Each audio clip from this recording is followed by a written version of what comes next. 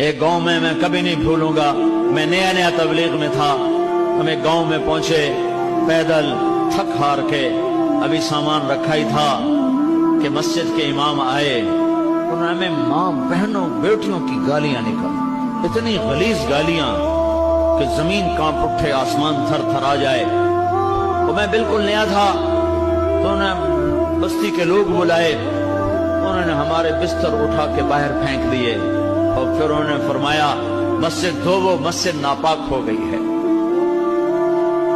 مسجد میں تو کافر بھی آ جائے تو ناپاک نہیں ہوتی۔ میرے نبی کے پاس کافر ملنے آتے تھے، مسجد میں بٹھائے جاتے تھے۔ طائف کے کافر آئے، میرے نبی نے مسجد میں بٹھایا، یہ تو نہیں فرمایا مسجد دھو دو۔